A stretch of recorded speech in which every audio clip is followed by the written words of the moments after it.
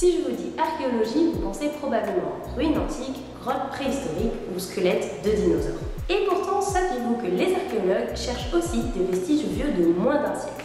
En effet, depuis les années 2010, les vestiges des deux guerres mondiales sont entrés dans les préoccupations de ces derniers. La multiplication des fouilles de ce type a montré que la méthode scientifique archéologique était tout à fait pertinente pour étudier une histoire que l'on jugeait jusque-là trop récente pour susciter ce type d'intervention. Je vous propose de découvrir une des fouilles pionnières en la matière, celle menée sur un avion de guerre écrasé en Meurthe-et-Moselle, grâce à l'article de Jean-Pierre Legendre, conservateur en chef du patrimoine, publié dans la revue In Situ, Revue des patrimoines. Bienvenue dans Avis de recherche. Ces fouilles se sont déroulées sur l'épave d'un bombardier de la Seconde Guerre mondiale à Fleuville devant Nancy, en Meurthe-et-Moselle. C'est le 23 juillet 1997 que des travaux mettent à jour des débris enfouis à 50 cm environ sous le sol. Comme il est malheureusement courant de trouver des explosifs dans la région, le chantier est stoppé et les démineurs convoqués. Mais les débris sont trop petits pour qu'ils puissent être identifiés. La nouvelle attire les habitants du coin et chacun y va de son récit. On parle entre autres d'un avion américain selon les uns, allemand selon les autres, qui se serait écrasé là pendant la Seconde Guerre mondiale. La municipalité décide alors de contacter le service régional d'archéologie de Lorraine, qui constate alors la présence de nombreuses pièces métalliques étalées sur une surface de 70 à 80 mètres carrés, ainsi que d'une mare à l'odeur d'huile et d'essence. On lance alors des fouilles pour déterminer la nature de l'engin qui se trouve enfoui là, sa nationalité et les circonstances de sa chute. Jean-Pierre Legendre présente alors les étapes de la fouille. Un décapage est alors réalisé à la pelle mécanique et il permet de mettre à jour 4 moteurs disloqués ainsi que d'autres éléments permettant de confirmer qu'il s'agit bien là d'un avion. Dans l'article, vous pourrez retrouver en détail les éléments exhumés pendant les recherches. Pièces de l'engin ou équipements des membres de l'équipage, tels que des parachutes, des masques à oxygène, des armes, des morceaux de chaussures ou une carte imprimée sur de la soie représentant l'Est de la France, la Belgique et une partie de l'Allemagne. Les éléments du moteur ont permis d'identifier le type de l'appareil. Un quadrimoteur anglais, probablement un bombardier. Deux plaques portant le numéro de l'appareil permettent ensuite de préciser le modèle et sa datation. Un Lancaster construit pendant la Seconde Guerre mondiale. C'est un bombardier lourd qui possède une autonomie de 2700 km pour une vitesse moyenne de 338 km/h. Il mesure 22 mètres de long, 31 mètres d'envergure et 6 mètres de haut. Il est ainsi en capacité de porter une charge moyenne de bombe de 6,3 tonnes et possède 8 mitrailleuses réparties sur 3 tourelles. On sait que ce modèle était utilisé par la Royal Air Force à partir de 1942 et qu'il a été produit en 3777 exemplaires. Jean-Pierre Legendre le qualifie même d'épine dorsale des escadrilles de bombardement du Bomber Command. C'est l'organisation contrôlant les forces de bombardement de la Royal Air Force qui a mené 156 000 sorties en Europe et a largué plus de 600 000 tonnes de bombes. C'est un fragment de matricule qui a permis à deux historiens spécialistes de la Royal Air Force d'identifier l'appareil avec certitude. Il s'agit donc du RA-502 qui appartenait au 550 Squadron, avec un accent français, et que les archives britanniques signalent comme s'étant écrasé dans la région. Grâce aux données des archives anglaises et aux témoignages des survivants, on a pu déterminer les circonstances de l'accident. Le Lancaster a décollé le 1er février 1945 de la base du North Killingholme dans le Lincolnshire où était cantonné le 550 Squadron. Sa mission, bombarder Ludwigshafen dans la Ruhr. On connaît même les 7 membres de l'équipage. Une fois la mission accomplie, le bombardier rebrouche vers l'Angleterre. Les feux de position éteints n'ont pas été vus par les chasseurs de nuit allemands. La nuit est sans lune et la visibilité est très mauvaise. L'un des membres de l'équipage aperçoit vers 20 h un bimoteur qui l'identifie comme un chasseur allemand. Le RA-502 tente alors une mission pour s'échapper, mais percute un autre Lancaster revenant de la même mission, tuant sur le coup un des membres de l'équipage. Notre bombardier est trop endommagé pour rester en ligne de vol et le pilote prend la décision d'évacuer l'appareil en saut en parachute. Une partie de l'équipage arrive saine et sauve au sol et est prise en charge par les troupes américaines, mais l'on constate rapidement l'absence de 2 morts, dont les corps ne seront jamais retrouvés. Les fouilles archéologiques ont permis de déterminer la façon dont l'appareil s'est écrasé. Une fois livré à lui-même, il a visiblement foncé à la verticale vers le sol, qu'il a percuté avec une extrême violence. La présence dans les fouilles d'éléments d'habillement, de parachutes et de mousquetons portés par les aviateurs confirme que les 2 membres manquants de l'équipage se sont écrasés avec l'avion. On n'a toutefois pas retrouvé de restes humains.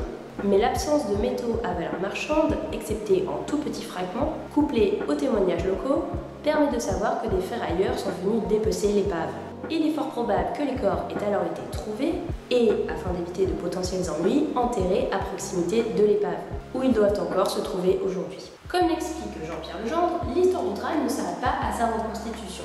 Une fois les conclusions tirées, une commémoration a pu se mettre en place. Le 24 octobre 1998, soit 53 ans après les faits, 3 des survivants sont revenus sur place pour inaugurer une stèle commémorative. Ornée d'une palle d'hélice retrouvée pendant les fouilles, cette stèle est dédiée aux 2 disparus, ainsi qu'à l'autre membre de l'équipage tué pendant la collision. Les survivants présents se sont dit extrêmement touchés par ce geste, d'autant plus à une période où les vétérans des bombardiers de la Royal Air Force se sentaient oubliés de l'histoire. Ceci s'explique par les controverses liées aux pertes civiles lors des bombardements massifs des villes allemandes, poussant le gouvernement anglais à passer sous silence ces actions, privant par là même les équipages de toute reconnaissance, cela malgré un nombre de 55 000 hommes tués au combat. Jean-Pierre Legendre explique d'ailleurs comment la commémoration de Fléville a contribué à faire bouger les choses en Grande-Bretagne pour aboutir à la création d'un mémorial national dédié aux équipages de bombardiers de la Royal Air Force en 2012 à Londres. Jean-Pierre Legendre souligne alors les problématiques peu communes à l'archéologie que cette situation a fait émerger. En premier lieu, le fait pour les archéologues de rencontrer les survivants du crash étudié, là où la plupart du temps les fouilles sont impersonnelles, exhumées d'un passé révolu. Il décrit la grande émotion qui accompagnait ce moment, mais aussi des craintes et des questionnements assez inhabituels pour des archéologues. Ces sentiments éprouvés par les survivants et leurs familles, c'est le geste de l'archéologue qui les avait créés en déterrant, au sens propre du terme, les lambeaux de leur histoire personnelle. Il convenait donc de se poser la question de la légitimité du geste archéologique dans un tel contexte, dont on pouvait craindre qu'il soit mal interprété et considéré par certains comme du voyeurisme, voire comme un acte morbide ou sacrilège. Mais les retours des familles et des survivants ont au contraire été très positifs. Et l'apport de l'archéologie permettant de définir avec précision les circonstances de l'accident a beaucoup été apprécié. L'ensemble des interrogés ont validé l'importance de chercher les corps disparus, et à défaut d'identifier l'endroit où l'avion s'était écrasé, afin de pouvoir se recueillir sur une tombe et terminer le processus de deuil. Jean-Pierre Legendre implique aussi la charge émotionnelle qu'implique le fait de connaître les victimes, leurs traits de personnalité et leur caractère, dépeints par les survivants. Là où d'habitude l'archéologue traite un nom dans un registre, il sait cette fois qu'un tel était un sacré bavard, un autre aimait à chanter en boucle une chanson toute la journée, la faisant ainsi subir à tout l'équipage. Impossible dès lors de regarder avec le détachement habituel les lambeaux de parachute ou d'équipement. Les conséquences des fouilles sont importantes pour les survivants aussi. L'un d'eux s'est lancé dans l'écriture de ses mémoires que sa famille l'encourageait à faire depuis de nombreuses années. Les médias français et anglais ont relayé l'événement et un documentaire a été tourné par France 3 en 2014, centré autour du récit d'un vétéran qui pour l'occasion est retourné s'installer dans le cockpit d'un Lancaster au musée mémorial de la bataille d'Angleterre dans le Lincolnshire.